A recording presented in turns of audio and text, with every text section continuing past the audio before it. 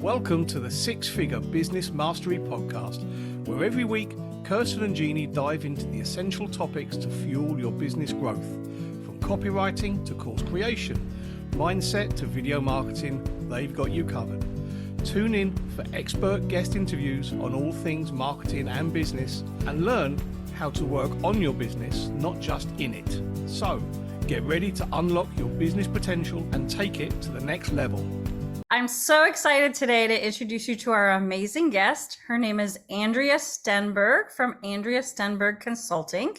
She is a video marketing strategist and helps coaches and other heart-centered entrepreneurs explode their visibility, show off their expertise, and get new clients using video. If you don't know what to say, hate how you look, and are intimidated by the technology, Andrea helps you quickly and confidently make client-attracting videos. In today's episode, you're going to learn how Andrea's rat became an unexpected video star. Andrea's going to talk to us about making videos simple, crafting videos that turn viewers into loyal customers. We're thrilled to have you. Welcome, Andrea. Thanks for inviting me. After our conversation, we love everything that has to do with video. And when you and I met, I just loved your take on it. And I'm so excited just to hear how you really coach people and how you go about helping people really figure out what kind of content to create and how to get comfortable on camera. So I guess the first question people always ask us, and I'm sure they ask you, is why should a business use video? There's a ton of reasons why you should be using video. One of the first ones is Facebook, LinkedIn, Instagram. Everybody is telling us to create more video. And I'm not encouraging you because I think you should work for Facebook for free, but because Facebook's own internal data shows that people spend more time interacting with a video. They'll watch a video longer than the exact same content that's a photo and a caption. People are more likely to comment on videos. They're more likely to share videos. And as marketers, if you have a business, the more time people spend interacting with you, the better a chance that they're going to get to know your business. They're going to remember you when they're at the point of making a purchase. And they're actually going to trust that whatever it is you sell is going to perform as advertised. So video is the fastest and easiest way to build know and trust. Another thing about video is, for example, just about every platform, if you create a video, you can embed it on your website, and websites that have video on them get much more traffic from Google. And one of the best ways to do it is if you have a video on YouTube, embed it on your website, because YouTube is the #2 search engine in the world. And they're owned by Google, which is the #1 search engine. So video means you're more likely to show up. If somebody is looking for the exact thing that you sell, you're more likely to show up at the top of Google than your competitors who aren't using video. It is Absolutely. so powerful. I was going to say, you're preaching to the choir over here. We're both going, yes, yes, yes. But it's so powerful because Jeanne had encouraged me back in 2008 when I owned a mortgage company. So I had a local business, a mortgage company. And everybody knows what happens in 2008. The world melted down. And so we started creating videos. And the first couple of videos were really out of frustration because I would give our clients a list of all the documents that they needed to bring, and then I would send them a checklist, and they wouldn't bring back most of what we needed. And by sending a video, we saw our document rate go up. And then we started doing all kinds of videos. Some of them were collaboration videos. We were interviewing appraisers and title searchers, or where we were just educating people on what is an adjustable mortgage, like just simple education. And I'll have to tell you, Andrea, what blew me away was when people would come into the office, they were so connected to me that I, in my mind, am racing around in my mind thinking, how do I know that person? Oh my gosh, how do I know them? Because they so clearly were attached to me, so to speak. And that freaked me out a little bit, to be honest. But it really shined a light on the power of video. And that, I think, is true whether you're an online business or a local business, because we all know that educational content and really showcasing how we can really help our clients is so important. Not content that's about us, but content that's about, the people we serve. And it was just amazing to see the results from video. I agree with you. I think unless someone is introducing you to someone in person, or you're having a person-to-person conversation with someone, hands down, video is amazing.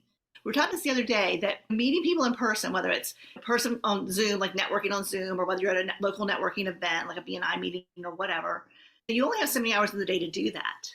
But when you create a video, that video is working for you 24 hours a day, 7 days a week. It's allowing people to get to know you, like you, and trust you 24 hours a day, 7 days a week, and often for years. That blew us away too. So that we just learned a lot back in 2008 and 9, and it's only getting better and more important for people to use video.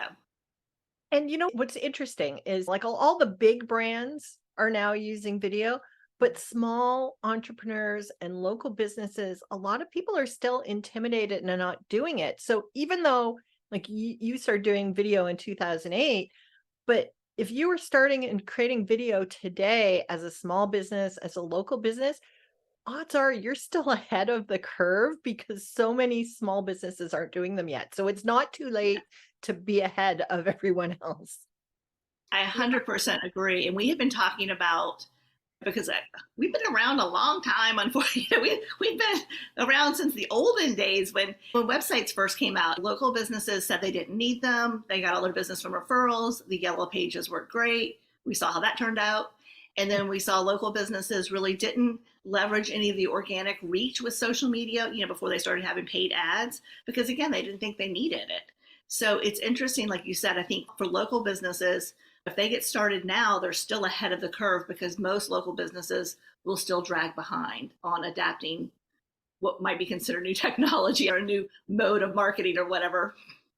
Yeah, exactly. And it's not as hard as people think. And once you get the hang of it and get in the habit of it, a lot of ways video is easier to create than other types of content, because unless you're a really talented copywriter, it's hard to build a connection with people with just words.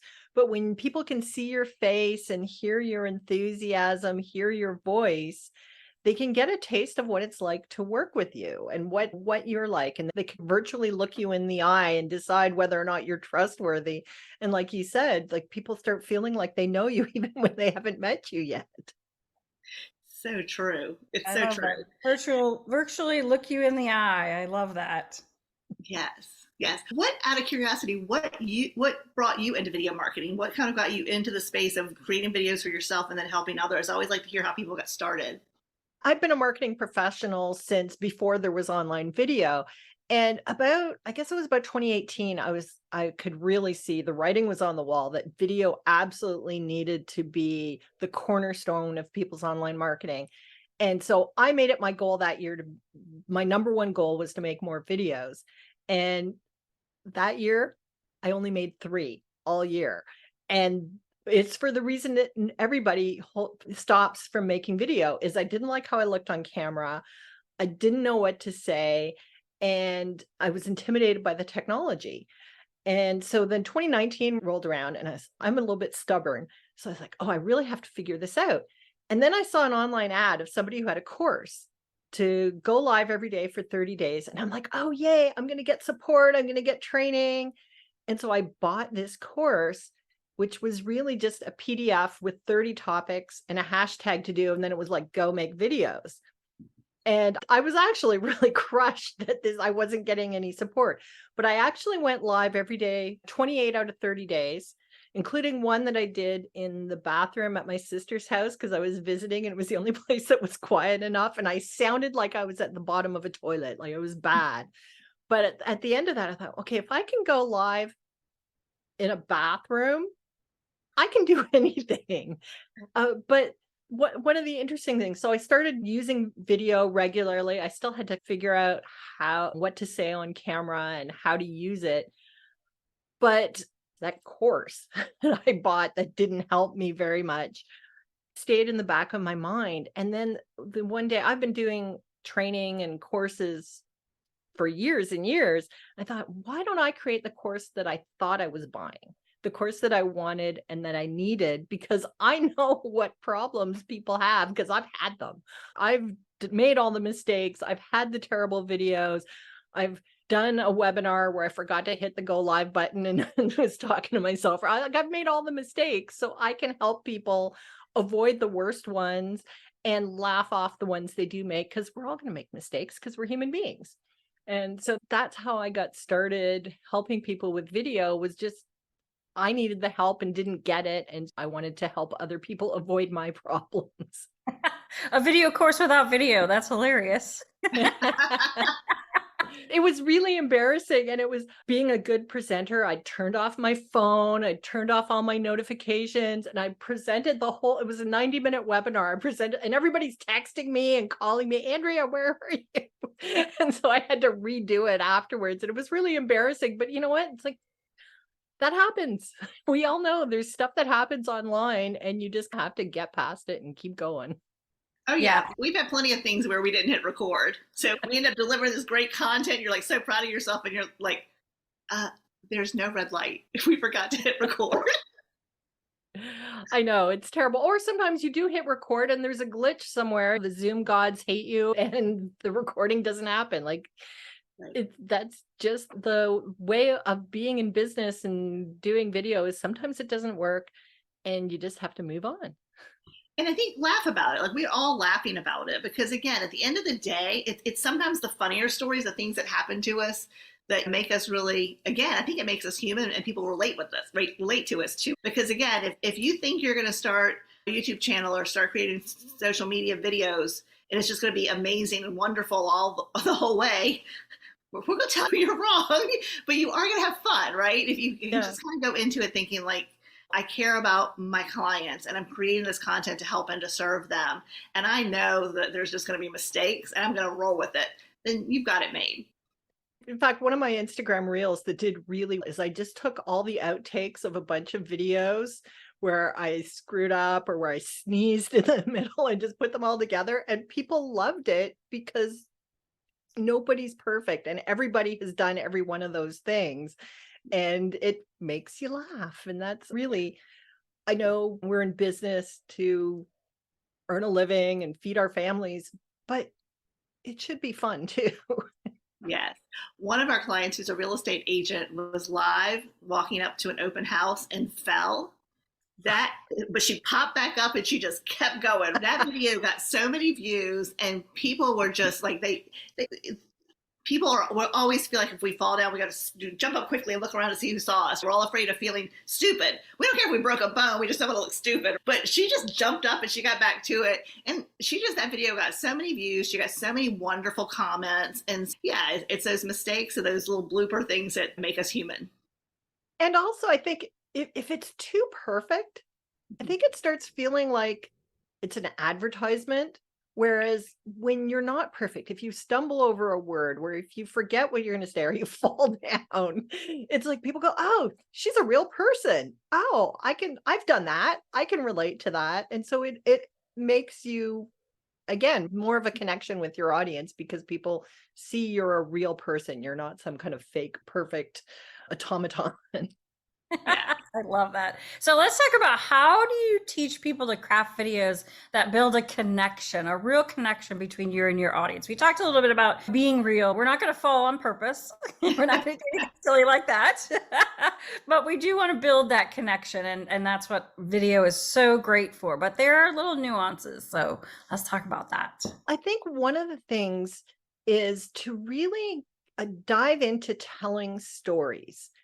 Human beings, we love stories. There's a reason why Hollywood is a billion-dollar industry, why Netflix does so well. It's because we love stories. Even back when we were living in caves and sitting around fires, human beings told stories because it's how we connect, and it's part of our DNA is to tell stories. It's one of the main things that makes us different from the animals is the fact that we tell stories.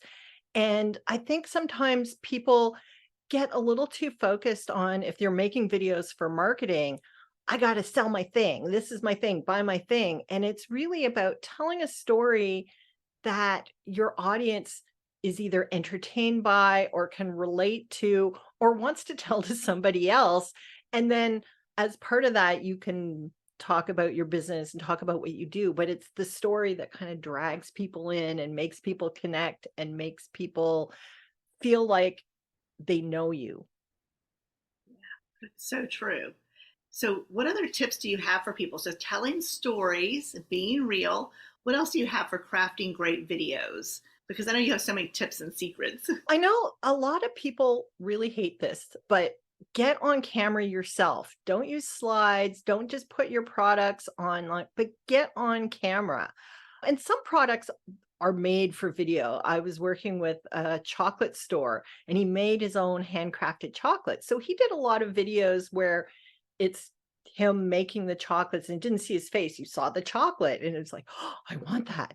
But I also taught him, get on camera and talk about why you're making the chocolate. And he actually has a brilliant story about the name of his business, which is about named after his grandparents.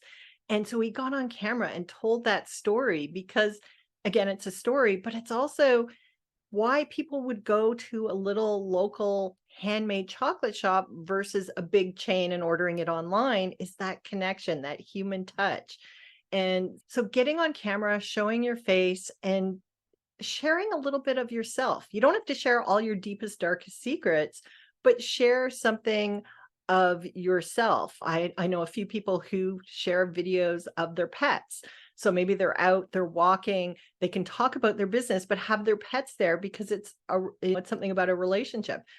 And actually, I have a funny story about pets. During one of the first lockdowns, we decided to get pets. It was for my son, but it was really for me. But anyway, my husband vetoed cats because our last cat peed everywhere. And when I was growing up, I had pet rats. So we got pet rats. And my business colleague, she said to me, Andrea, you cannot tell people that you got rats. People will think it's weird. And it's weird. But she literally we were on Zoom and the words were still floating above her head in a bubble. And her husband walked into the room and said, what are you talking about? I had rat when I was in university. And so this thing that seems weird, and okay, I confess it is weird. But when I talk about my rats or show them on videos, I get more comments from people who go, oh, I used to have a gerbil. I had a guinea pig. I had a bunny. I had a snake. Like people who have unusual pets. Suddenly I'm somebody they can relate to. So sometimes even just little things like that let people see that you're a real human being, but also see the connection. I know somebody else who makes gourmet hot chocolates, and she would, it's nothing to do with her business, but she loves hot chocolate. So she would do a video where she's making hot chocolate and drinking it and talk about something related to her business, but just having that little personal tidbit so anybody who likes hot chocolate could connect with her. Ooh, I love that idea. Yeah, my nephew actually had rats. So I love playing with them. Yes, it is surprising. We think something's weird, then you realize that everybody either had rats or they know someone close to them that had pet rats, right? Or other unusual pets that aren't the standard cat and dog. So it's just something that's personal about you, but that isn't private, if you were at a cocktail party or a networking event and you might talk about it, you can talk about that on your videos, and it humanizes you. And it lets people see how you're like them. That's awesome. So now that they know why they need to be on camera, which we 100% agree with, and you've shared some ideas of how they can create content that people are really going to relate to and connect with them, what about the thing that holds people back, the tech? Because I do feel like that holds a lot of people back. So how do you coach your clients on dealing with the tech issues of creating video content?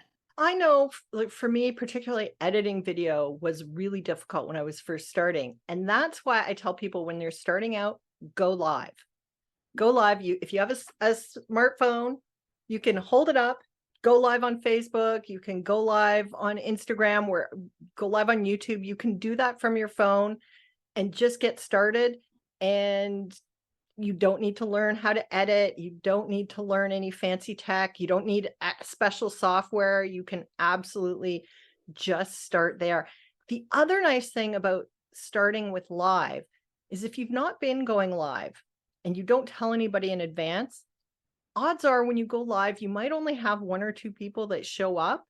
So you get to practice in front of a smaller audience. It's like if you were speaking in person and maybe the first time you speak to your local BNI chapter where maybe there's a dozen people, and then next time you speak at a chamber event and there's 50 people, and then somewhere 10 years down the road, you're Tony Robbins and you're speaking to 20,000 people. That's what live video is like. When you start, you're just going to have a small number of people. And then if you're regular and consistent, more people will come.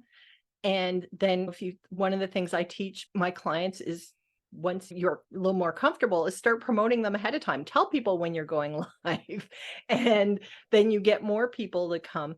And then of course, the really nice thing is, because it's a video, if it's really truly terrible, you can delete it. But I would love to tell a story. I'd love to tell a story about why you shouldn't delete your video, even if you think it's terrible. Okay, yeah. So Natalie was starting her coaching business on the side. She still had her full-time job. And she did a video for LinkedIn. And she originally did it just because she was like, okay, I'm going to do the video just so I know how to do video. And then I'm going to delete it right away because I don't want anybody to see it. I'm just learning how to do it. So she did this video teaching about her area of expertise. And then she was going to delete it, but she got distracted. Somebody came in, so she started talking. She went back, and she came back, and there were about 5 people had commented on her video. And she was actually really horrified and she told me later that she was really mad because she's like, my hair wasn't perfect. I hadn't done my makeup. The talk wasn't like my best. It was just, but she decided, okay, some people had commented, I'll leave it overnight and I'll delete it tomorrow. And then the next morning she got up and she had a message in her inbox on LinkedIn from the executive director of some organization who said, we're just in the process of designing a course for our members on this topic. And instead of trying to do it ourselves, we'd like to hire you to design this course for us. So it was her very first video. It wasn't perfect, but her ideal client saw it and she got a job. Now, most people are not going to get a really lucrative gig from your first video, but it just goes to show you never know who's going to see it and when they're going to see it, and if it's at exactly the right time. So you have to put the videos out there so that when somebody is looking for what you have to offer, it's there for them to watch so that they can then reach out to you. Thank you so much. We're so glad you were here today. This was such a fun conversation. Yeah, Andrea, you're a wealth of information. Well, thanks for having me. I love having a chance to talk about making videos with people. And we love talking about videos too. So you can also find Andrea at thebabyboomerentrepreneur.com. That's thebabyboomerentrepreneur.com. So again, Andrea, can't thank you enough. We hope to have you back again at some time in the later future. And we just wanted to say thank you everyone for listening in on the podcast today. Thanks for listening to the Six Figure Business Mastery Podcast. If you enjoyed listening to this episode and you are ready to leverage video marketing on all online platforms, or maybe even start your own video podcast, then you need to check out the Done For You and Done With You program at themarketingvaadvantage.com and take your business to the next level.